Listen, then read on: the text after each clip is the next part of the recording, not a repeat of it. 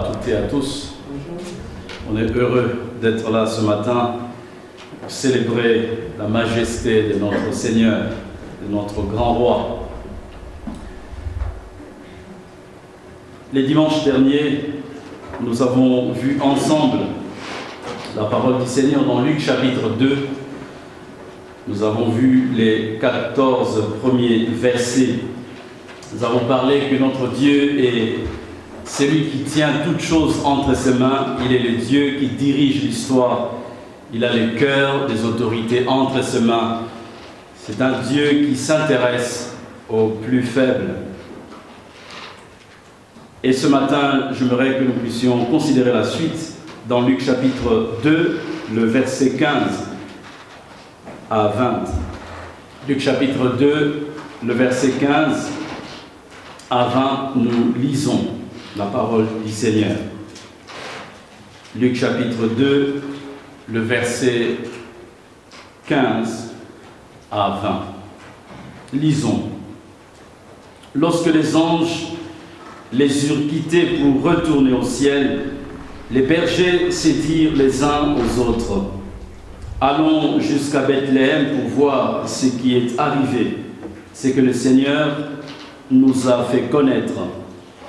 Ils se dépêchèrent d'y aller et ils trouvèrent Marie et Joseph, ainsi que le nouveau-né couché dans la mangeoire. Après l'avoir vu, ils racontèrent ce qui leur avait été dit au sujet de ce petit enfant. Tous ceux qui entendirent les bergers furent étonnés de ce qu'il leur disait. Marie gardait le souvenir de tout cela et le méditait dans son cœur. Puis les bergers repartirent en célébrant la gloire de Dieu et en lui adressant des louanges à cause de tout ce qu'ils avaient entendu et vu et qui était conforme à ce qui leur avait été annoncé. Prions ensemble.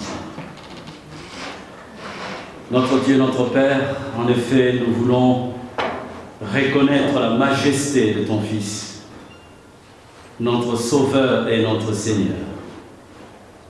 Tendre Père, nous voulons te demander de nous donner, Seigneur, d'ouvrir nos yeux et nos cœurs, afin que nous puissions contempler la gloire de ton Fils, sa majesté, sa puissance.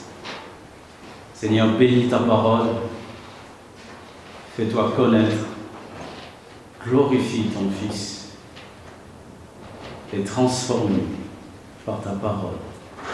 Au nom de Jésus, notre Seigneur et notre Sauveur. Amen. Le titre que je donne à cette méditation, c'est « La gloire de Dieu ». Une expérience transformatrice. La gloire de Dieu, une expérience transformatrice. Moïse, l'homme de Dieu, a prié dans Exode chapitre 33, le verset 18, en disant « Seigneur, fais-moi voir ta gloire ». Le prophète Ésaïe, le prophète Ézéchiel ont tous deux contemplé la gloire de Dieu dans une vision. Et tous deux ont été marqués à jamais par cette expérience de la gloire de Dieu. Étienne, le premier martyr de l'Église, a vu la gloire de Dieu juste avant d'être lapidé. La gloire de Dieu est l'expression de sa présence invisible. La gloire de Dieu est aussi l'expression de la personne même de Dieu. Enfin, la gloire de Dieu est la promesse d'un lieu et d'un état permanent et éternel que tous les rachetés en Christ attendent dans un avenir proche ou lointain. Je répète, la gloire de Dieu est l'expression de la présence invisible de Dieu. C'est aussi l'expression de la personne de Dieu même.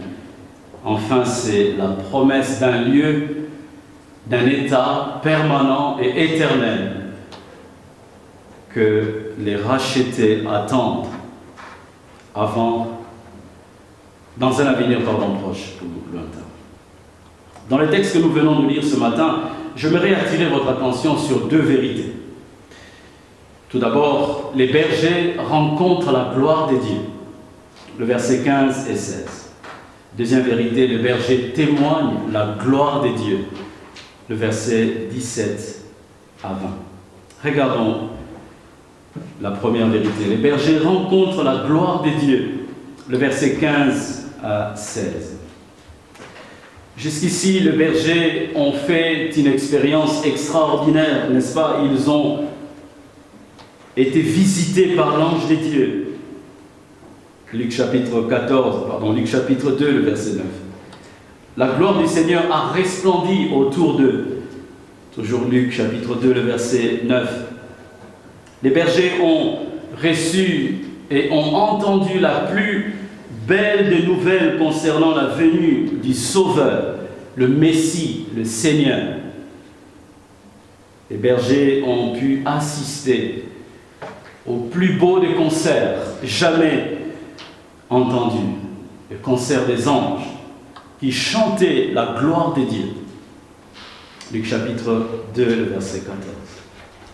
Après cette merveilleuse expérience, les bergers vont décider d'aller voir de leurs propres yeux le nouveau-né. Verset 15. L'enfant qui vient de naître, l'enfant qui est couché dans une mangeoire, n'est pas seulement un simple enfant. Ce n'est pas seulement un simple bébé. Ce n'est pas seulement un nouveau-né ordinaire. Mais cet enfant qui vient de naître, ce nouveau-né qui vient de naître, qui est couché dans une mangeoire, est surtout et avant tout l'incarnation du divin parmi les humains. Ce bébé qui est couché dans une mangeoire n'est autre que la parole faite chair, la parole créatrice éternelle devenue un homme, un être humain, comme Jean le souligne dans son évangile, chapitre 1, le verset 1 et suivant. L'enfant qui vient de naître, couché dans une mangeoire, est surtout et avant tout Emmanuel, Dieu parmi nous. L'enfant qui vient de naître, ce nouveau-né, a des origines qui remontent loin dans le passé, dans l'éternité, pour utiliser les propos de Michée, chapitre 5, le verset 1. L'enfant qui vient de naître, qui est couché dans une mangeoire, est d'abord et avant tout le reflet de la gloire de Dieu et l'expression même de sa personne. Hébreux chapitre 1, verset 3. Le bébé qui vient de naître, couché dans une mangeoire, est surtout et avant tout l'image du Dieu invisible, le premier-né de toute la création. Dieu est esprit, on ne peut pas le voir, on ne peut pas le toucher. Mais le nouveau-né qui vient de naître est l'image de celui qu'on ne peut pas voir. Dieu invisible devient visible, selon que Paul nous le dit dans Colossiens chapitre 1, le verset 15.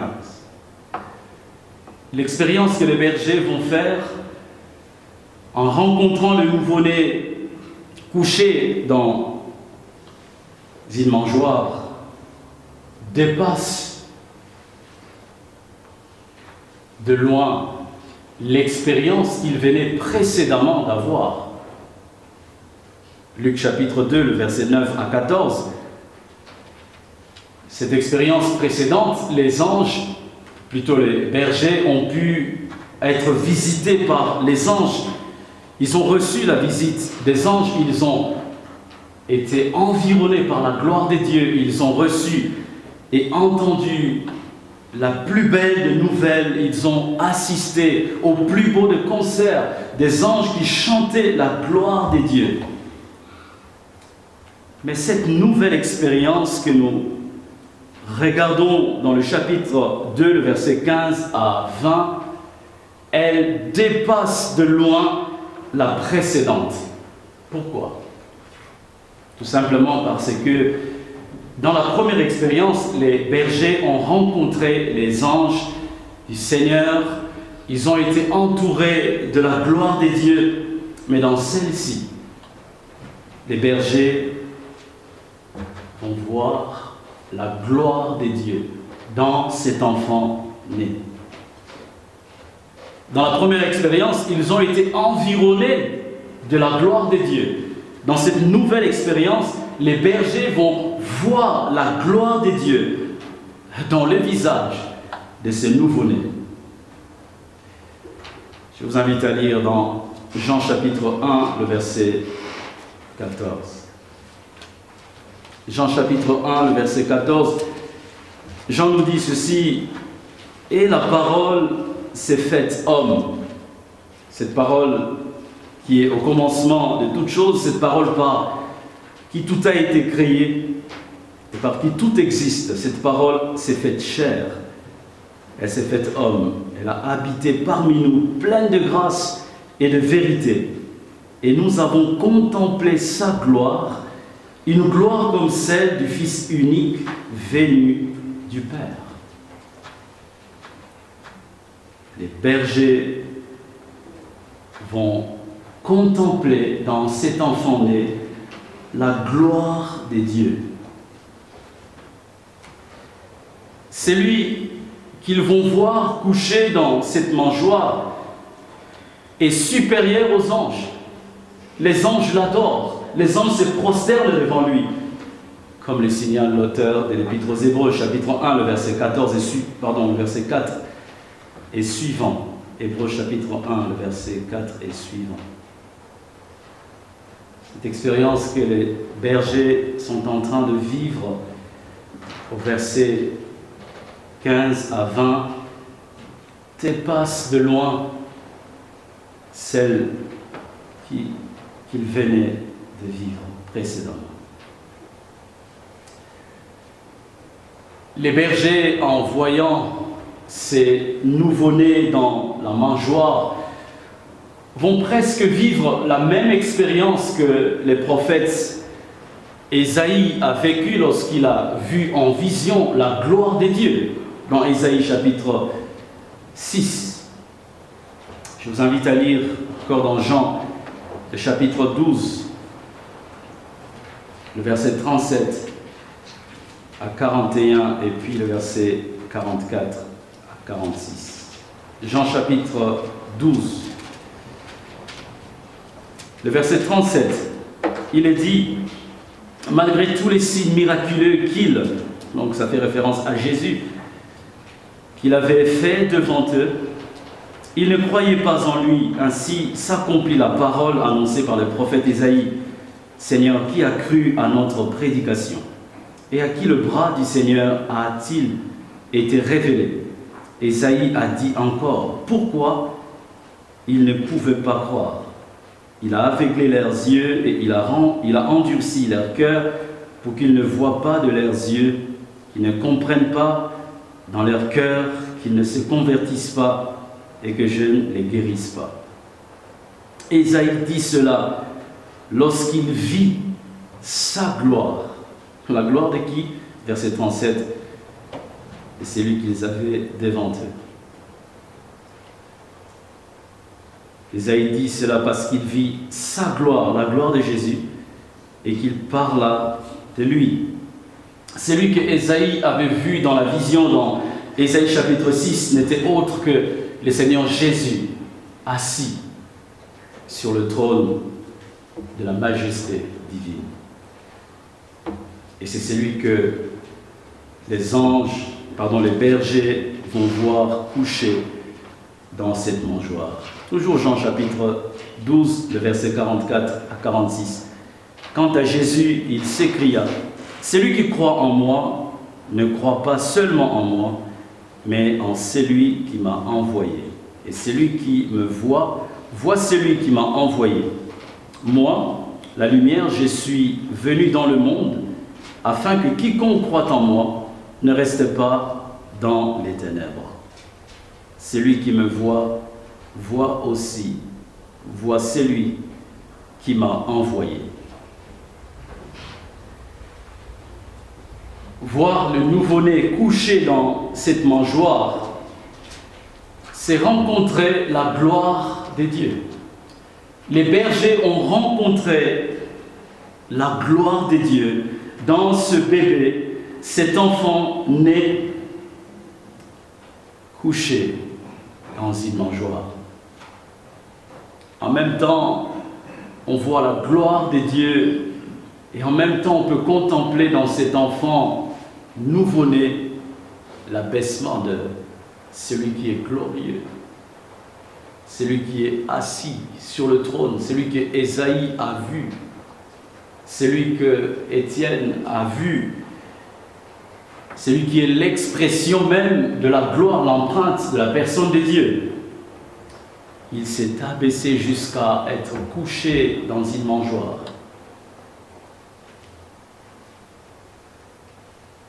Cette expérience que les bergers vont faire en rencontrant la gloire de Dieu va transformer leur vie.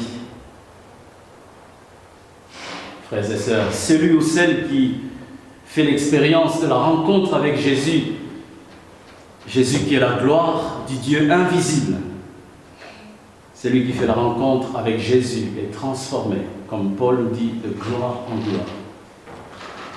Et cette expérience que nous pouvons faire en rencontrant Jésus, cette expérience ne nous laisse jamais neutres. Cette expérience nous transforme profondément, littéralement. Lorsque nous voyons par exemple l'apôtre Pierre ou l'apôtre Jacques et Jean et même l'apôtre Paul, ces hommes ont eu à contempler Jésus dans sa gloire et leur vie n'a plus jamais été la même. Ils ont été marqués à vie par la gloire du Fils de Dieu qu'ils ont rencontré.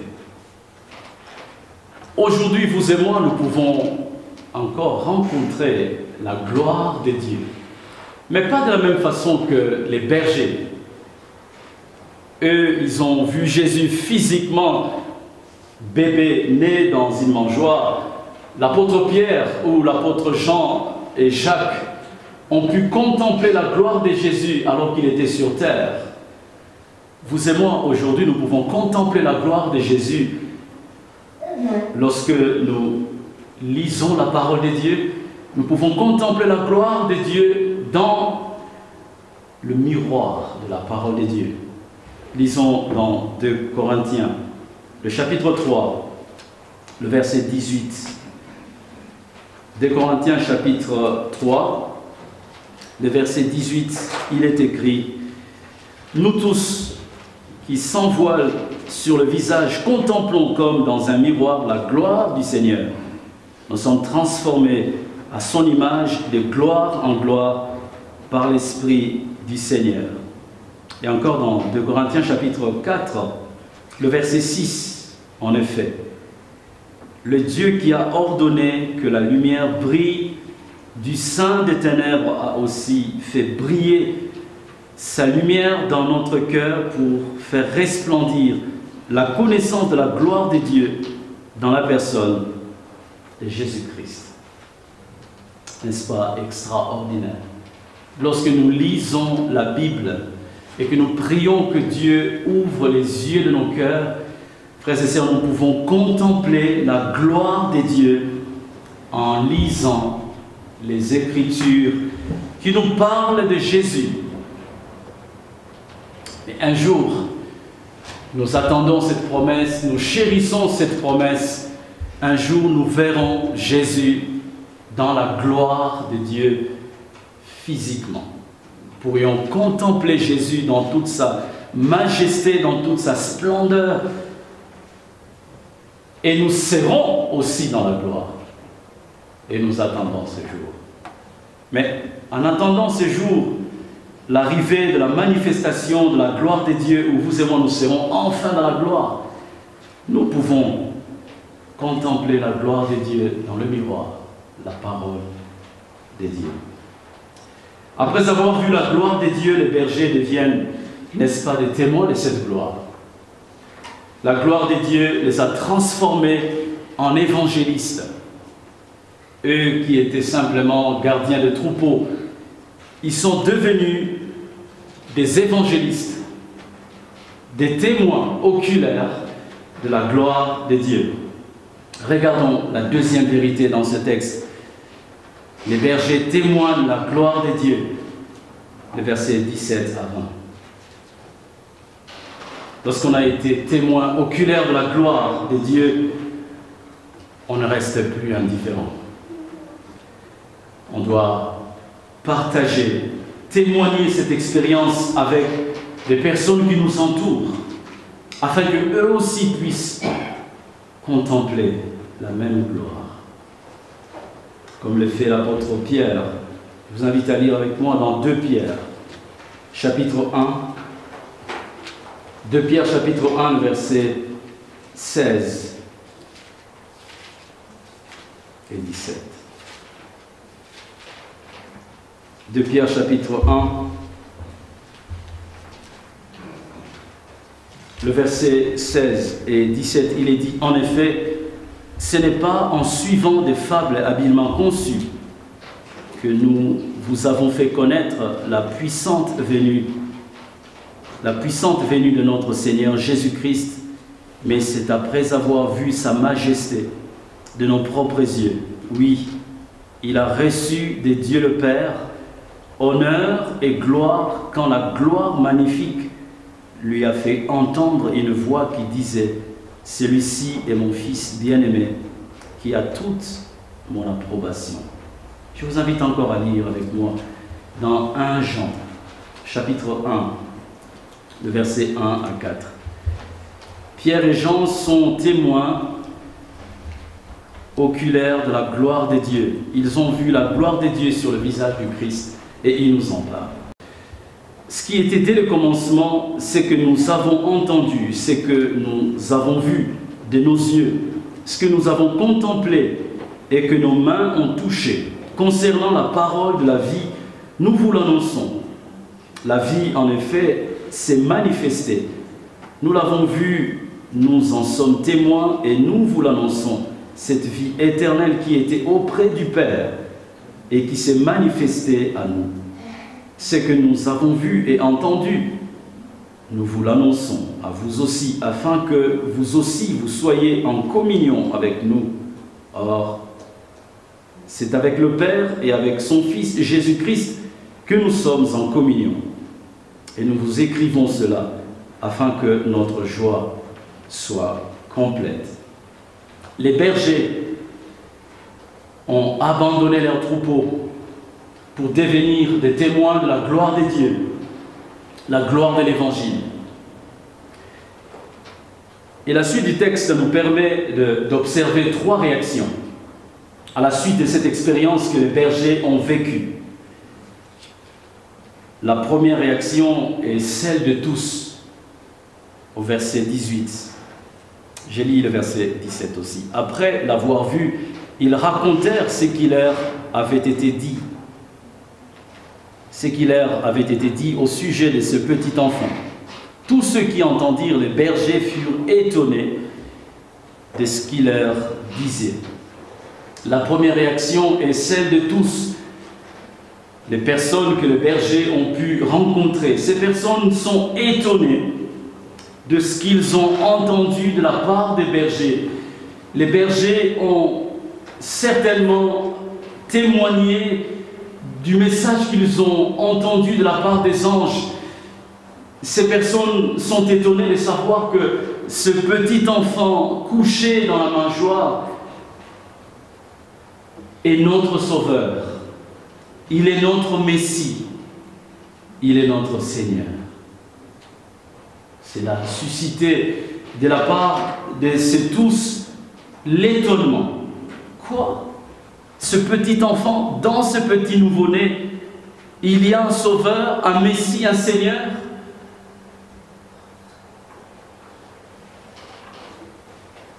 Cet étonnement de la part de tous n'est ni une compréhension de l'Évangile, ni la foi de la part de tous.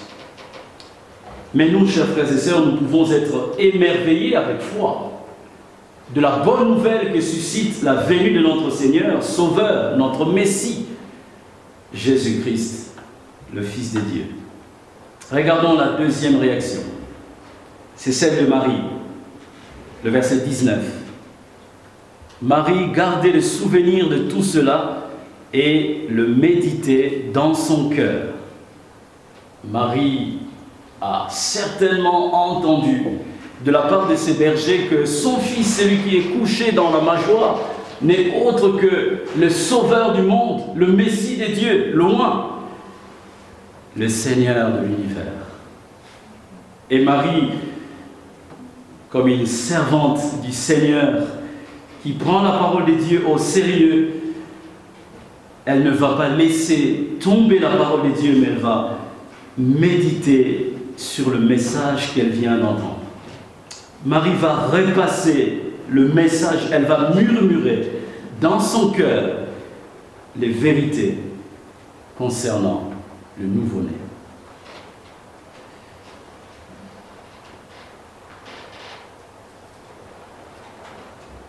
Nous pouvons, nous aussi, à chaque fois que nous écoutons parler de Jésus, nous pouvons méditer. Nous pouvons garder ces choses dans nos cœurs, méditer sur la portée de la venue de Jésus dans le monde. Ne nous lassons pas d'entendre parler de Jésus. Nous n'avons pas d'autre message qui soit aussi extraordinaire que la venue de Jésus. Nous n'avons pas d'autre message à annoncer qui puisse susciter de l'émerveillement, de la joie, du bonheur, si ce n'est le message concernant Jésus, le Fils de Dieu. Marie va méditer, elle va garder le message concernant celui qui vient coucher dans la mangeoire. C'est le Seigneur, c'est le Messie, c'est le Sauveur de l'humanité. Ne soyons pas des auditeurs oublieux lorsque nous écoutons la parole de Dieu, lorsque nous recevons la bonne nouvelle qui parle de Jésus, mais soyons des auditeurs actifs qui peuvent prendre au sérieux la parole de Dieu pour la méditer, pour la garder, pour dire comme les psalmistes, je serre ta parole dans mon cœur. Serrons le message de la bonne nouvelle de Jésus concernant notre salut dans notre cœur. Méditons. Car c'est en méditant que le Seigneur peut ouvrir davantage notre intelligence pour que nous apprécions de mieux en mieux la parole de Dieu, pour que nous puissions croître dans la connaissance de celui qui est le Sauveur, le Messie et le Seigneur. C'est dans la méditation de la parole de Dieu que notre foi sera renforcée.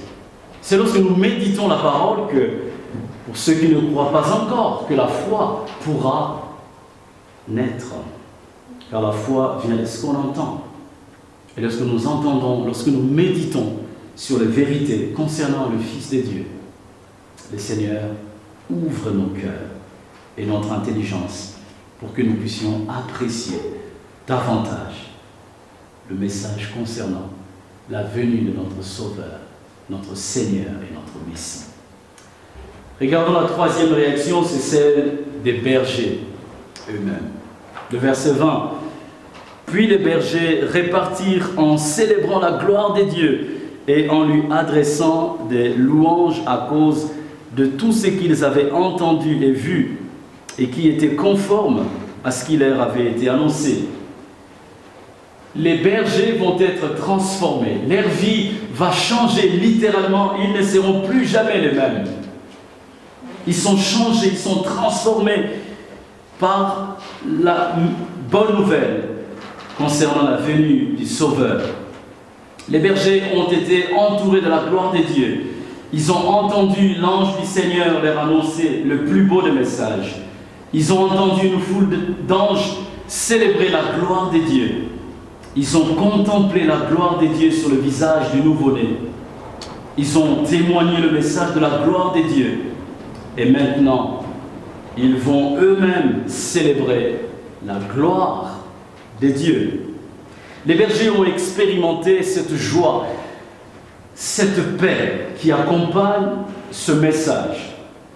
C'est une joie et une paix intérieure. On voit que la vie de berger a complètement, littéralement changé.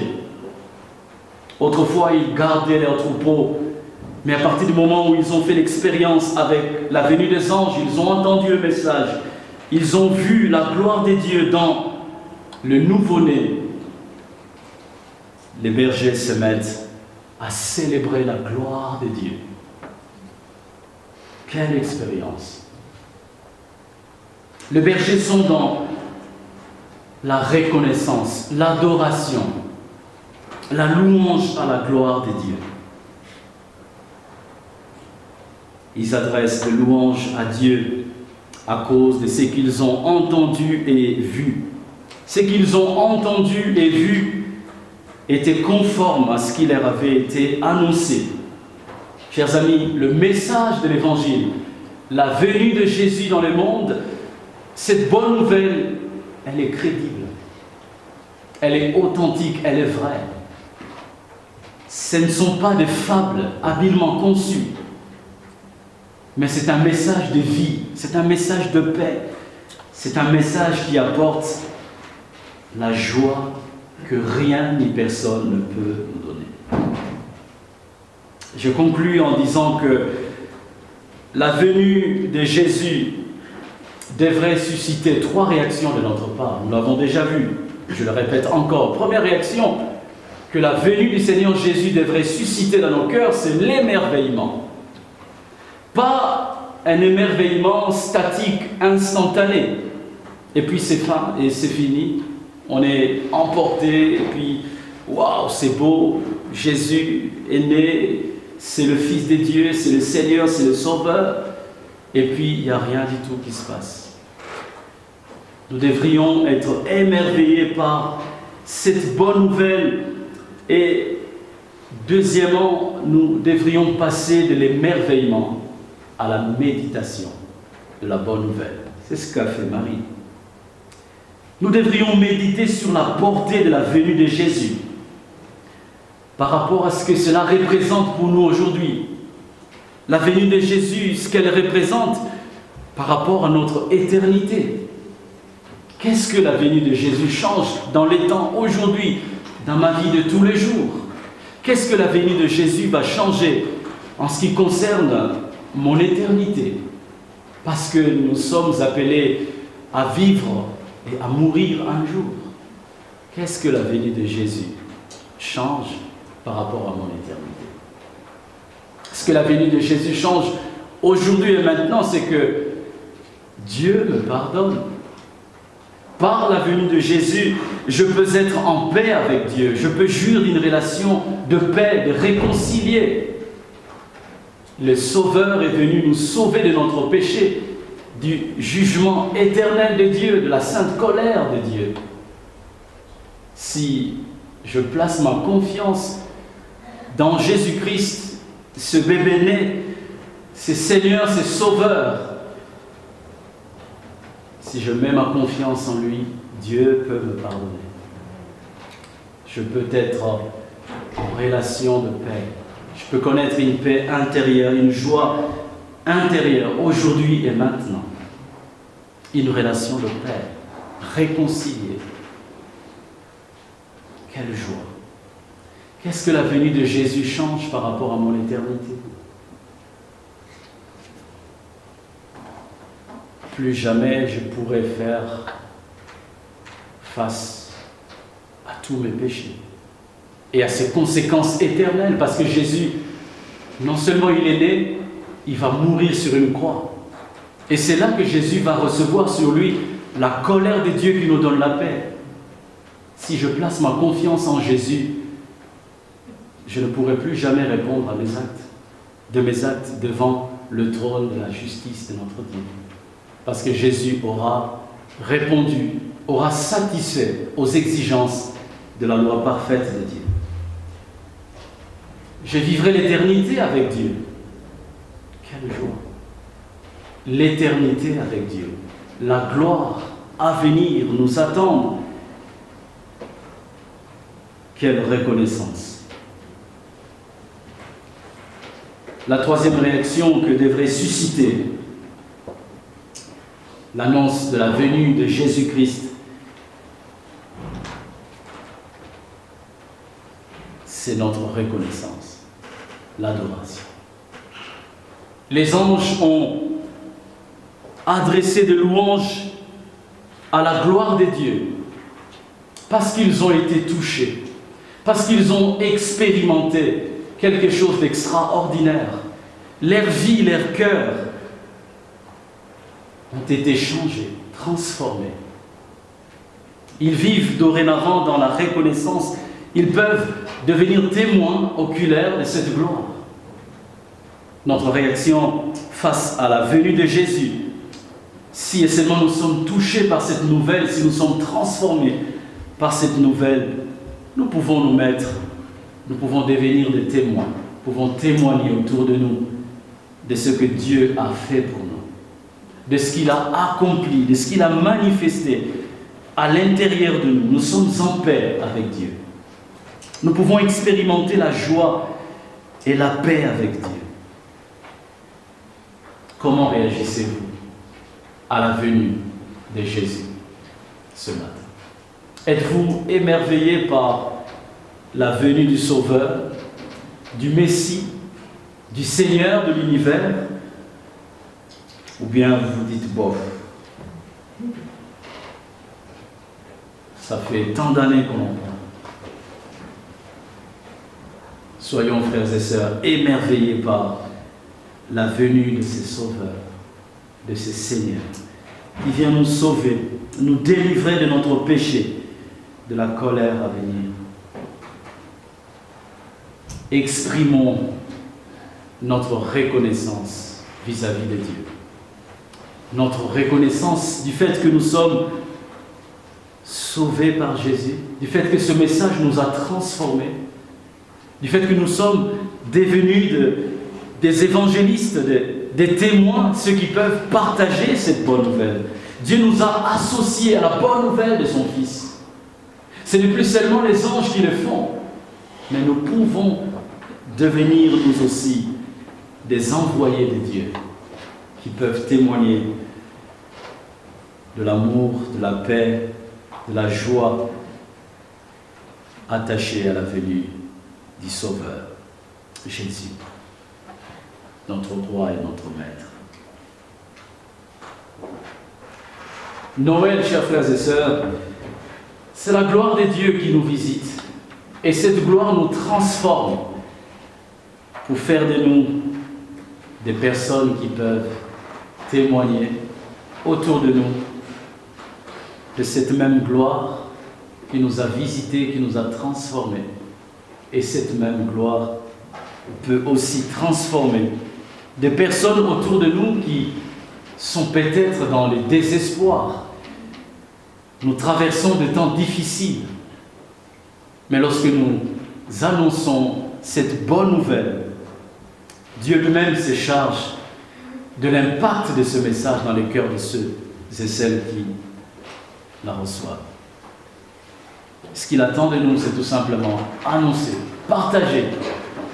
Ne nous soucions pas de ce que ce message pourra faire ou ne pas faire dans le cœur de ceux qui le reçoivent.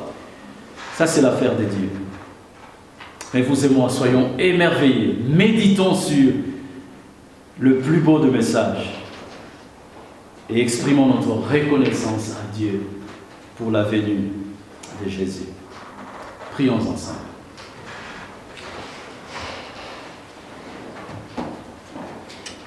Notre Dieu, notre Père, combien nous voulons t'exprimer notre reconnaissance de tout notre cœur, Seigneur. Merci pour Jésus. Nous pouvons contempler ta gloire par le Christ. Et cette gloire nous transforme. Père, donne-nous d'être émerveillés tous les jours de notre vie. Nous qui avons fait l'expérience de rencontrer Jésus. Nous qui sommes conscients que nos péchés sont pardonnés. Nous qui sommes conscients que nous sommes devenus ton peuple, tes enfants, Père, donne-nous de méditer sur le message de la venue du Christ. Donne-nous de méditer sur la personne de ton Fils, afin que nous puissions croître dans sa connaissance et dans sa grâce. Donne-nous, Seigneur, d'être reconnaissant vis-à-vis de toi, par rapport à ta grâce qui nous a visités, par rapport à ta gloire qui s'est manifestée parmi nous. Que nous puissions, Seigneur, te témoigner notre reconnaissance, notre adoration, tous les jours de notre vie, quels que soient les temps et les circonstances, que nous soyons ce peuple qui célèbre la gloire du Sauveur parfait. Remplis nos cœurs de joie et de paix par la venue de ton Fils, dans cette période sombre de l'histoire de l'humanité.